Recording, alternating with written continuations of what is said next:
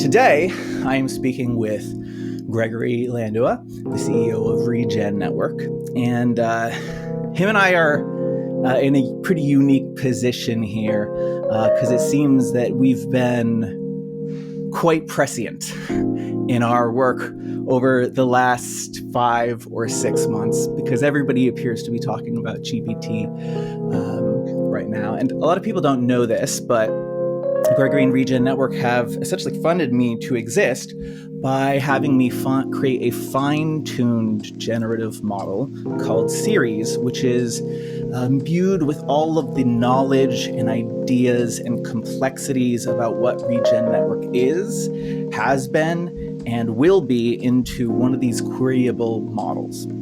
GPT has a lot of knowledge in it, but if you're an upcoming project, it's not going to know exactly about the particulars. So you have to actively train and tell it specifically what the idea is. And so I spent 4 months doing 2 things. One was creating general software to help them give their feedback to the model and refine it. But the other was just collecting all of this training data and creating a coherent sense of what Regen Network is. So this episode of Listener John Ash is going to be unlike any of the other ones because I'm going to have so much more background and foundation on what it already is. What I found at the end of the project, however, was after I had just told it all of this very technical things like about attestations and validations and proof of stake and the Cosmos SDK and intersubjective verification. After I had done all of that, I took one story that Gregory had written called, I believe, A Story of Liquidity or Tale of Liquidity about carbon liquidity. I fed it to the model, I trained a new one, and I just asked it to write a new story. And this is the story that it told. Stella looked towards her new garden and sighed. It is time to regenerate, she thought, and closed her eyes, resting in the wisdom of generations past. She opened them again, gaze falling on the fine particles of clay and sand that made up the soil. She breathed and sensed the roots growing deep into the ground beneath her, drawing water and nutrients from it to feed the few plants that could survive here. She spoke up. Ceres, what can I do to help this soil? Ceres was a living system of knowledge about how to care for the land. It had been built over many years by generations past as they learned more about how to live in harmony with the land. Ceres was named after the Roman goddess of agriculture, and she knew a lot about how to grow food. Ceres replied, "You can add compost made from leaves of grass clippings that have been chopped up into small pieces." Ceres continued as Stella listened carefully. Yard waste contains nitrogen and other nutrients that are important for growing plants. Ceres paused. "Do we have any?" "I do not," Stella said sadly. "My village is too far from the forest to get enough leaves or grass clippings. There's not a lot of that near here." "Okay, let me scan the Regen registry for data.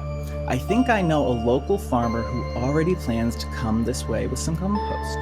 Ceres paused. "I'm sorry, I don't have any to offer you right now, but maybe we can find a way to get some more here in the future?" Stella smiled and nodded. "Yes, please," she thought further. "Are there any plants that would grow well in the soil that could naturally add organic matter?"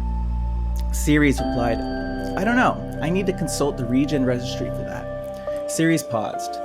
"The soil here is very poor in organic matter and nutrients. If we want to grow food here, it will take a lot of work." Ceres continued as Stella listened carefully. "Some examples of plants that would grow in the soil are dandelion, clover, and iris." "Iris?" Stella asked. "Like the flower?" "I love iris. I didn't know they could survive here. I need to plant some iris." "I will consult the Regen registry for more information as I am only 75% certain that iris could grow here. I will need to consult for more data." Ceres paused. "Iris are a type of flower that can grow in many different environments. They are rhizomatous and have very fine roots, and they can grow in places where there is not much organic matter or nutrients." Ceres continued as Stella listened carefully. "They are native to many parts of the world and are often used for making medicines." Stella smiled. "I will try to plant iris here based on that certainty. I hope they grow." Ceres, can you please consult the Regen registry to find out more about Iris so that I know what to expect? Ceres replied, yes, of course. So this was written whole cloth from the ideas that we had put into the model. Now, Regen Network does not currently work like this. Regen Network currently is based on the idea of the eco-credit. They're building out the tools to be able to have the data foundation that they need to have the sort of interoperability between chains using Cosmos SDK. And we're going to talk in detail about what it is now. But Gregory has a very big and broad vision about what it can be.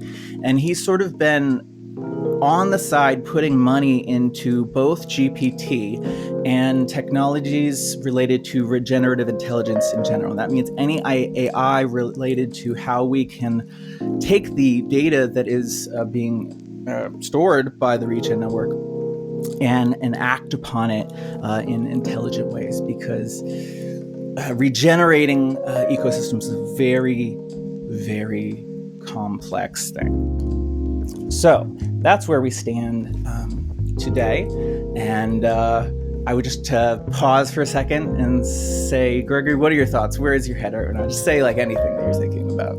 Yeah, well, it's really, first off, grateful to be here, excited for the conversation. That story that Ceres generated, I read it out loud to my wife after you texted it to me. And we were both, teary-eyed, just getting a little bit weepy just reading it. And it's just interesting to, the feeling, the felt sense of being gotten is such a rarity. I know people do whole workshops on the art of humans circling each other and asking questions to deepen more authentic relating. Mm-hmm. And, in some way, my experience of working with you on training this generative model is sort of similar and it's interesting because, I oftentimes use this word intersubjective. Mm-hmm. I first came across that word actually, I guess, from integral or integral adjacent world of authentic relating, where they would refer to circling as an intersubjective meditation, right? In which people are really sort of tuning into their somatic experience, but also asking reflective sort of Socratic questions to get something more deeply. And oftentimes in that kind of process, people end up having, these kind of cathartic realizations, because they're being seen by others, and maybe they're seeing a part of themselves that they were blind to or couldn't see. And it's just interesting that I think we conceive of machines and maybe the machine mind or artificial intelligence as kind of a dry, abstract, future thing, but the humanness of that experience and how it resonates with some of the more deeply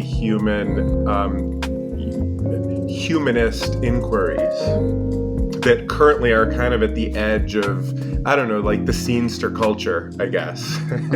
or maybe we're at the edge of the scenester culture 5 or 6 years ago. I think it's just really interesting. So that's my first just off the cuff reflection, just at a high level. This all felt like a deeply human experience.